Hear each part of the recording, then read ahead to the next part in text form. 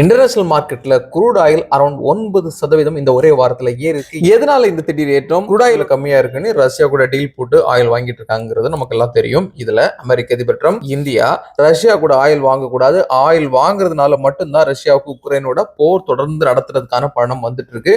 So அதனால மறைமுகமா India ரஷ்யாவுக்கு ஆதரவு கொடுத்துட்டு இருக்காங்க, அவங்களோட எக்கனாமியை டெவலப் பண்ணிட்டு இருக்காங்கன்னு சொல்லியிருந்தாங்க.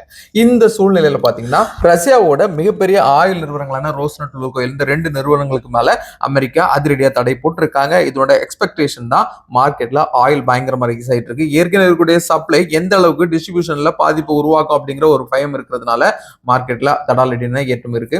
ஏறத்தாழ அரௌண்ட் $61 வரைக்கும் பிரெண்ட் குரூட் ஆயில் இன்டர்நேஷனல் மார்க்கெட்ல வந்துருந்துச்சுங்க. அது இப்போ அரௌண்ட் $66 ட்ரேட் ஆயிட்டு இருக்கு. நாம கோல்டு சில்வரை பார்த்துட்டு இருக்கக்கூடிய இந்த சூழ்நிலையில கடந்த ஒரு வாரமா குரூட் ஆயில்ல இந்த அதிரடியான மாற்றம் நடந்திருக்கு. இந்த ரெண்டு கம்பெனிகளுக்கு தான் தடை போட்டிருக்காங்க. அப்போ ஒபெக்ல இருக்கக்கூடிய மற்ற கண்ட்ரிஸோடைய கம்பெனிஸுக்கும் ஏதாவது ரிலாக்ஸேஷன் கொடுத்திருக்காங்களா, உற்பத்தி அவங்க அதிகப்படுத்திருக்காங்கன்னு பார்த்தா அங்கேயும் இல்லைங்க, அங்கேயும் டைட்னஸ் பண்ணிருக்காங்க. அப்போ இந்த டைட்னஸ் வரும்போது ஆட்டோமேட்டிக்கா சப்ளை குறைஞ்சு போயிருது, டிமாண்ட் அதிகமாகுது, விலை ரைஸ் ஆகுதுங்க. ஏற்கனவே நம்ம பார்த்துக்கூடிய தங்கம், சில்வர் இந்த மாதிரிப்பட்ட விலை ஏற்றங்கள் நமக்கு ஒரு சைட்ல சேஃப்டி ஹவனுக்காக மாறுறாங்கன்னு சொன்னா கூட குருடாயிலுடைய பிரைஸ் ரைஸ் ஆகுது.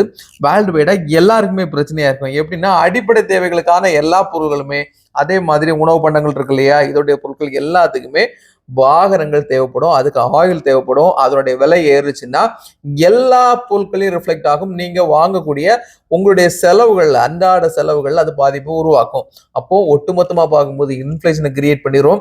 கிரியேட் பண்ணும்போது ஆட்டோமேட்டிக்கா விலைவாசி ஏறும். ஆனா இந்த குரூட் ஆயில் ஏற்றதுனால வேற யாருக்குமே பயன் இல்லையானா நிச்சயமா இருக்கு. ஆயில் செக்டார் இருக்கு இல்லையா, எனர்ஜி செக்டார்ல இருக்கக்கூடிய உங்களுக்கு ஆயிலா இருக்கலாம், கேஸா இருக்கலாம், அவங்களுக்கு பெனிஃபிட் கிடைக்கும். அதே மாதிரி கச்சா எண்ணெயை வாங்கி ரிஃபைனரி பண்ணி திரும்ப அந்த ஆயில வெளிநாடுகளுக்கு ஏற்றுமதி பண்றாங்க இல்லையா, அது மூலமா கேஸ் வெளிநாடுகளுக்கு ஏற்றுமதி பண்றாங்க இல்லையா, அந்த நிறுவனங்களுக்கும் அதோட சப்சிடரி நிறுவனங்களுக்கும் வாய்ப்புகள் அதிகமா இருக்குங்க.